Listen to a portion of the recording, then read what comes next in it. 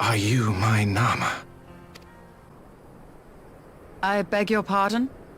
In battle, you shone with all the majesty of the full moon's light.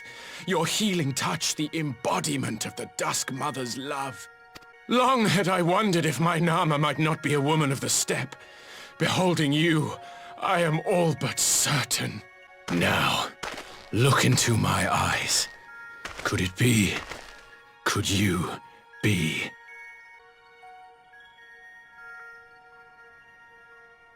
I am. Not interested, little son. Try again when you've become a man. Let's go.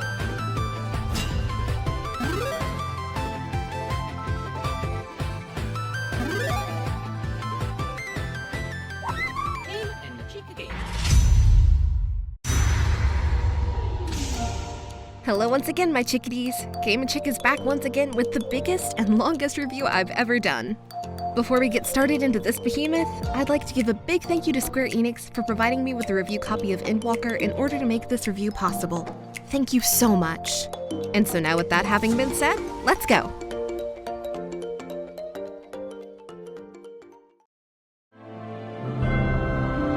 Stormblood.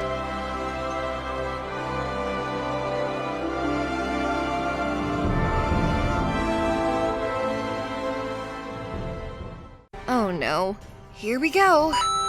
So far, Final Fantasy XIV has been on a streak of greatness. From its amazing comeback with A Realm Reborn after the disaster of 1.0, and to its great first expansion of Heavensward.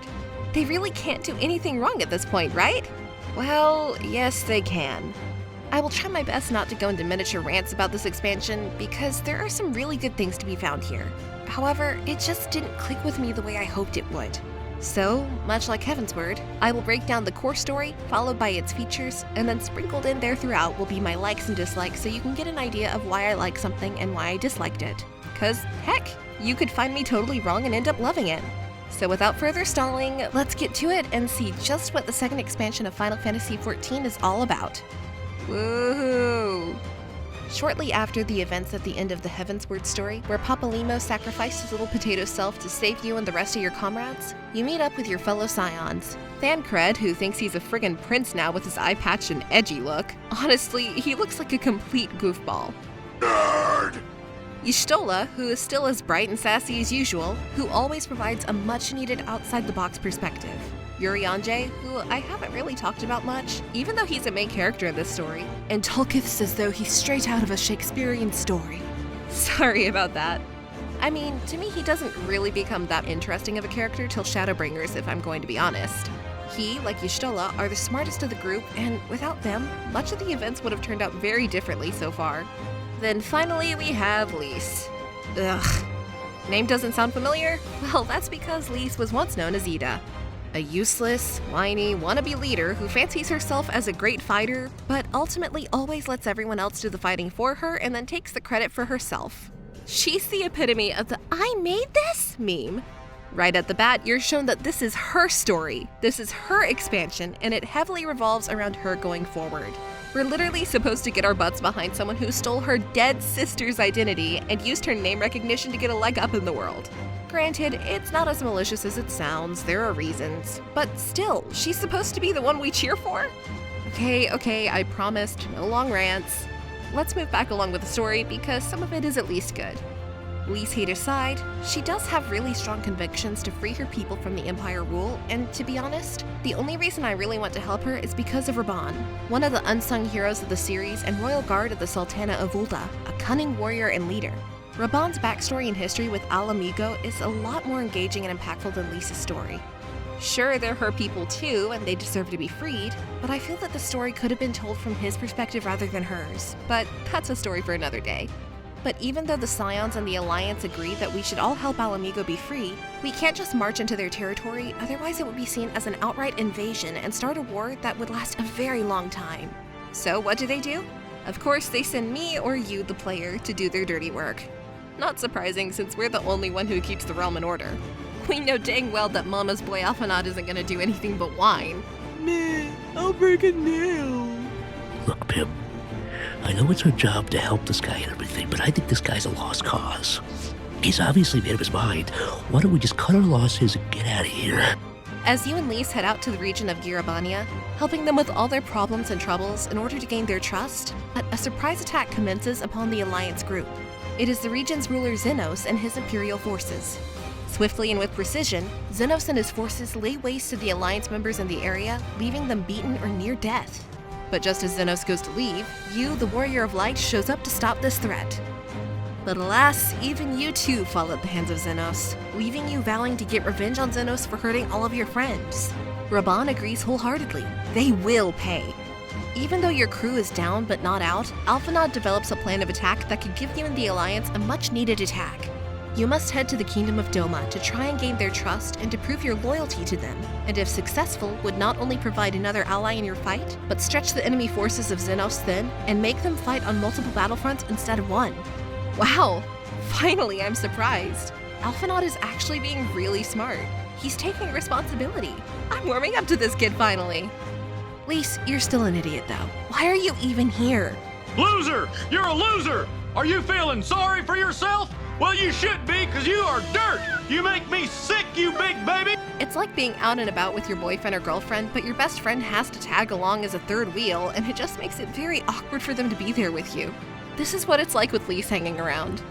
Now as you head to the port city of Kugain and meet with refugees Yugiri and Goetsu, gain the help of the Blue Ninja Turtles from the Red Ninja Turtles. I can't pronounce their names, so yes, they'll be Ninja Turtles. Team up with the Confederacy, find groups of people in Yansha who have lost their will to fight against the Empire, get saved from certain death by Goetsu as you and Yugiri try to fight against Xenos again, find and gain the aid of Hien, the true leader of Doma, who devises a plan alongside the Warrior of Light, and together you take back Doma Castle once and for all from Empire control. Things are certainly starting to heat up now, aren't they?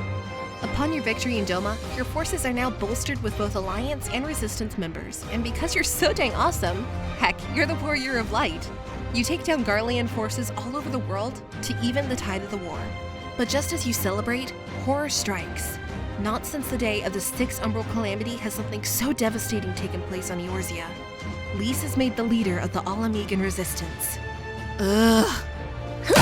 Are you kidding me? What has she done? Every idea she's given you, shot down. Every battle we fought in, she's lost or made you fight. Why her? She's not smart, not a great leader, but Raban, who's proven he's a leader, led armies, led fights for his kingdom of Ul'dah, loyal and has a stake in the fight for Al Mhigo, more so than she does in my opinion, and is kicked to the side to make way for her? As Uncle Phil on Fresh Prince would say, it's outright defiance. Now with the Allied forces fully behind you, it's time to lay claim and make a push to liberate Al Mhigo. The battle is fierce and hard fought. You manage to win, even though Xenos himself merges with the primal known as Shinru after falling to you in his human form. He is still no match for you in your might and falls in battle once more. At last, Al Mhigo is free from the Empire's clutches. 20 years in the making, the fight is now over. But victory is short-lived, as sometime later it is learned that Xenos has lived and is possibly now under the influence of the Ashians. What could be their purpose? Going forward from here on out, you will search for your lost friend Alphanod, who disappeared on his way to the Garlean Empire, befriend the enemy known as Gaius, who you previously battled in A Realm Reborn, that now agrees to fight by your side in order to enact vengeance on the Ashians, learn of the Ashians' attack to use a poisonous gas known as the Black Rose to kill all of Eorzea, attempt to visit the Garlean Empire and broker a deal for peace with them in order to stop the bloodshed, but to no avail. The Empire will not listen. Sort of like my dog when I tell her it's time to go outside and potty.